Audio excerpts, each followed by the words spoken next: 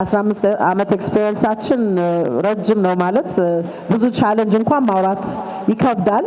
ቻሌንጁ ቀላል አይደለም፣ ብዙ አለው። ግን እንዳልኩት አብረውን የሰሩ ፓርትነሮች በብዛት ማለት ስፖንሰሮቹም ያው ከጀርባዬ እንደምታዩት ብዙ ናቸው። ያለነሱ ማስኬድ በጣም ይከብዳል። ብሊቭ የሚያደርጉ እንትኖች ያስፈልጉናልና ብዙ ቻሌንጆች ኦፍ ኮርስ አሉ። ግን ያው ገፍተን ይሄ ኢንዱስትሪ መታወቅ አለበት በማለት እዚህ አድርሰናል። ቀላል አይደለም።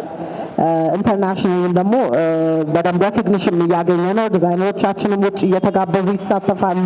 ምክንያቱም መድረኩ ስላላቋረጠና ሁሌም እንዲያው መጀመሪያ ላይ ስናዘጋጅ ቆየ ነው ጥቅምት ላይ ነበረ። አሁን በቅርብ ነው ወደዚህ ወደ ጃንዋሪ ያዘዋወር ነው እንጂ ለ10 ዓመት በተከታታይ ሁሉ ጊዜ ጥቅምት ላይ ነበር የምናዘጋጀው። አሁን ነው ወደዚህ ወደ ጃንዋሪ ያዘዋወር ነው። ሶ ብዙ ናቸው ቻሌንጆቹ። ብዙም ባልን ግን ያው ኢምፖርታንት ስለሆነ ለኢንዱስትሪው ገፍተን እዚህ አድርሰናል። ሌላው ዲዛይነሮቹ በቂ ቁጥሩን ያልሹ ለምን 6 ብቻ ሆነ የሚለውን ያው እሱ ሁሌም አፕሊኬሽን እንዳልኩሽ ለትምህርት ቤቶችም አክቹሊ እድል ሰጥተን ነበረ አፕላይ እንዲያደርጉ፣ ግን ቶሎ አፕላይ አደረጉም። በእኛ በኩልም ጉድለት ካለ እርግጠኛ አይደለሁም። ለዛም ነው ፐብሊክሊም ደግሞ አናውንስ አድርገናል ሶሻል ሚዲያችን ላይ በርካታ ዲዛይነሮች እዛም ላይ እንደ ኮምፒቲሽኑ ተሳትፈው ነበረ። ከዛም እንዳልኩት ደግሞ 3 መርጠናል። ይሄንን ያው መድረኩን ለመስጠት ስለምንፈልግ በጣም ብዙ ታለንትድ ዲዛይነሮች አሉ። ትምህርት ቤቶችም እየተከፈቱ በጣም ብዙ አሉ። ኔክስት ፋሽን አለ፣ ማፊ ፋሽን አካዳሚ አለ፣ ባህር ዳር ዩኒቨርሲቲ አለ። ማቀው እንኳን 3 በጣም በርካታ ዲዛይነሮችን እያፈራ ያለና ሁሉ ጊዜ ለነሱም ሼር እናደርጋለን ይሄንን ኢንፎርሜሽን እድል ለመስጠትና እርግጠኛ አይደለሁም ብቻ ባሁኑ እነዚህ ብቻ ናቸው የምናቀርባቸው ከክሪኤቲቭ ሀብ ሜምበሮች ባሏቸው ዙሪያ። ግን ሁሌ ኦፕን ነው መድረኩ ለሁሉም ዲዛይነር። 15 ዓመት እሺ ወደ ኋላ ልመለስና የመጀመሪያው ኢቨንታችን ላይ ስንጀምር ኢቨንቱን ሀብ ኦፍ አፍሪካ ያልነው የኢትዮጵያን ዲዛይነሮችንም ብቻ ሳይሆን የአፍሪካንም አንድ ላይ ለማቅረብ ነው የጀመርነው እና የመጀመሪያው ላይ አስታውሳለሁ 12 ዲዛይነሮች ነበሩ። 6 ከኢትዮጵያና 6 ደግሞ ከተለያዩ ሀገሮች ታንዛኒያ፣ ሳውት አፍሪካ፣ ኬንያ የመሳሰሉ። ሶ ጀርኒው ማለት እንዳልኩት በየአመቱ ከ20 እስከ 30 በላይ ዲዛይነሮች ናቸው ብዙ ጊዜ የሚያቀርቡት። ሶ ለዛም ነው ቅድም መጀመሪያ ላይ ስገልጸው እንደው በቁጥር ይሄን ብዬም ባልል ከ200 በላይ ዲዛይነሮች አሳይተዋል መድረካችን ላይ ከተለያዩ ሀገር ከኢትዮጵያም እንዲሁም ከአፍሪካ ሀገራቶች። ሞዴሎች በጣም ብዙ ነው። አሁን ራሱ በዚህ አመት 80 ሞዴሎች ናቸው የሚሳተፉት። ያለፈውም አመት እንደዛ ነበር። የዛሬ 2 አመት ወደ 100 ምናምን ሞዴሎች ነው ያሳተፍነው። ሶ በየአመቱ ክሎዝ ቱ 100 ሞዴል አትሊስት እናሳትፋለንና በጣም ብዙ ነው። ይሄንን ማኔጅ ማድረግ እንዳልኩት ለዛም ነው ባልደረባዎችን ሶሬቲንም እንዲሁም አይኤምኤስ ሜካፕ ስኩልን በጣም ማመስገን የምፈልገው ምክንያቱም ባክስቴጅ ያለው ስራ ከሞዴሎች ጋር በጣም ብዙ ነው። እንዲሁም ብርክቲም እነዚህ ማኔጅ ማድረግና ከብዙ ሞዴሎች ጋር ሰርተናል። እንደዚሁም ደግሞ የሞዴሊንግ ኢንዱስትሪውን ባይ ዘ ዌይ በጣም አድጓል። ትምህርት ቤቶችም እየተከፈቱ ነው። ሞዴሎችም እድል እያገኙ ነው። እዚህ ብቻ ሳይሆን ደግሞ ውጭም እየሰሩ ይገኛሉ። በጣም ትላልቅ ፋሽን መድረኮች ላይ የፓሪስ ፋሽን ዊክ፣ ኒውዮርክ ፋሽን ዊክ የመሳሰሉት እና ትልቅ እድልም እየከፈተ ነው። ሌላው ደግሞ በጣም ብዙ ላለፉት 8 ዓመት ይህንን መንሽን ሳላረግ መሄድ ስለማልፈልግ ጂቲ ባንክ ፋሽን ዊኬንድ የሚል ናይጄሪያ የሚዘጋጅ ትልቅ ፕሮግራም አላቸው። በጣም ትልቅ ሰፊ ነው። በየአመቱ ላለፈው 8 ዓመት ከ20 እስከ 30 ሞዴሎች እየሄዱ እዛም እየተሳተፉ ተገኝተዋልና ይሄ ሁሉ በእኛው ባለን ኮኔክሽን እድል የፈጠረ ነውና ይሄንንም ማለት ፈልጋለሁ። አመሰግናለሁ። እሺ በቅድሚያ በጣም ነው ማመሰግናለሁ። እኔም አመሰግናለሁ። እስኪ ስለ ሀብ ኦፍ አፍሪካ ንገሪኝ ትንሽ ነገር እንዴት ተጀመረ? ሀብ ኦፍ አፍሪካ ያው ቅድም እንደገለጽኩት 15 ዓመት ሆኖታል። የዛሬ 15 ዓመት ስንጀምር እርግጥ እኔ ብዙውን የኖርኩት ውጭ ነው።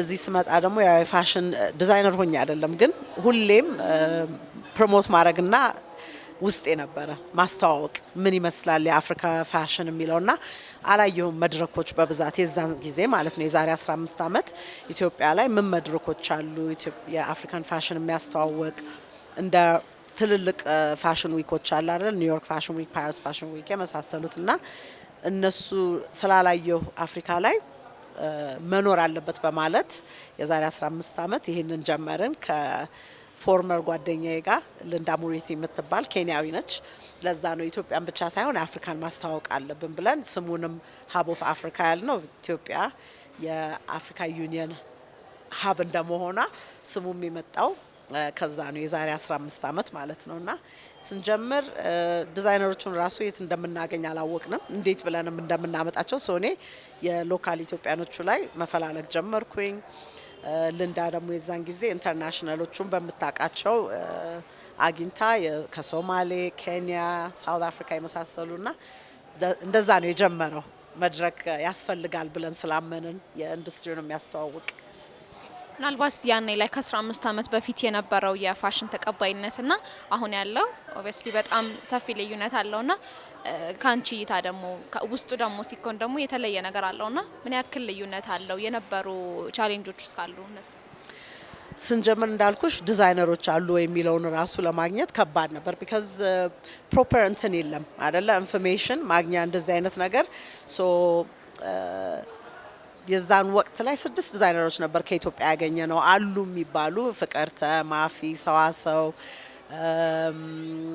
ኦስመን በቆዳ የሚሰራ ምናምንና ከዛ በኋላ እርግጥ ማይ ጋድ በጣም ትልቅ ልዩነት አለው ቢካዝ ትምህርት ቤቶችም እየተከፈቱ ነው ያው ደግሞ የአንትረፕረነርሺፕ እንትንም አይደለ ለብዙ ስራ እድል የሚፈጥር ኢንዱስትሪ ነው ሶ በትምህርት ቤቶቹ ምክንያት ዲዛይነሮች በጣም በርካታ አሉ አሁን በጣም አድጓል አይ ቲንክ ተቀባይነትም አለው እንደ ኢትዮጵያዊ እንደምታዩ እንደ አፍሪካ እኛ ሀገር ብቻ ሳይሆን ባይ ዘ ዌይ የአፍሪካ ዙሪያ እኛ በጀመርንበት ሰዓት እውነት የሆነ አላይንመንት ነበር ቢካዝ ትልቅ ሌላ ያለው የሌጎስ ፋሽን ዊክ ነው እነሱም የጀመሩት ልክ እኛ እንደጀመርን ሳምንት ነው ተገናኝተን ተዋውቀንም አይደለም ሶ እነሱም አይተው መሰለኝ ሶ የነሱ በጣም ትልቅ ፕላትፎርም አለ ሶ ኢንዱስትሪው እንደ አዘ ሆል እንደ አፍሪካ እያደገ ነው ባለፉት 15 ዓመት እና ተቀባይነትም እያገኘ ነው ቢካዝ አይደንቲቲ ነው አይደለ እንደ አፍሪካ ፕራውድ ነን እንደ አፍሪካ የራሳችንን መልበስ እንወዳለን ሶ ለዛም ነው ሬዲ ቱ ዌር ከትራዲሽናል ውጪ ድሮ ከምንለብሰው ለሰርግና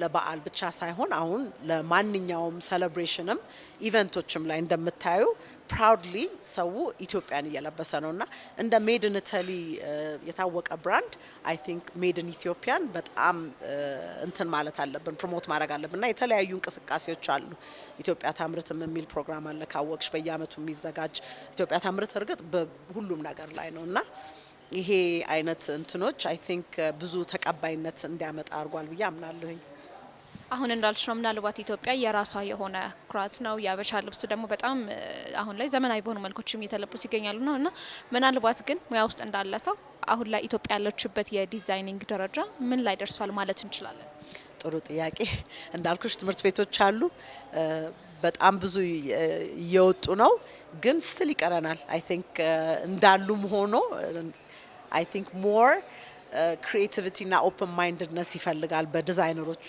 ዙሪያ ተመሳሳይ እንትን እንዳይኖር ማለት ነው ሶ የብዙ ዲዛይነሮች ያለውም እንትን መሰለኝ ሪሶርስ በደንብ ስለሌለ ወይ የሚቀበሉት ጨርቅ ካንድ ሰው ነው ሶ ሲሚለር አይነት ነገሮች ታያለሽ ሶ እንደ ብራንድ አይደንቲቲ አንድ ዲዛይነር ለመውጣት እርግጥ እየከበዳቸውም ነው መፍትሄውንም መፈለግ አለባቸው ግን የአዳዲስ ትምህርት ቤቶችም እየተከፋፈቱ እንደ ማፊ ፋሽን አካዳሚ የኔክስት ፋሽንም ስላለ እነሱም ትምህርት ቤቶቹም ደግሞ በርትተው ትምህርት ተማሪዎችን ማሰልጠን አለባቸው ብዬ አምናለሁኝ ትክክል ኢንዱስትሪ ላይ ገብተው ሰክሲድ እንዲያደርጉ አይደለ ቀላል አይደለም ኢንዱስትሪው ግን ተቀባይነት እያገኘ ነው የውጭም ያለው ኢትዮጵያዊ እዚህ ያሉት ብቻ ሳይሆን ውጭም ላይ ያሉ ኢትዮጵያኖች ፕራውድሊ ኢትዮጵያን እንደ አይደንቲቲም ስለሚያዩት መልበስም ስለሚፈልጉ እየተንቀሳቀሰ ነው ግን ሞር ትሬኒንግ እና ሞር ደግሞ the business of fashion የሚለውን የቢዝነስ ሳይዱን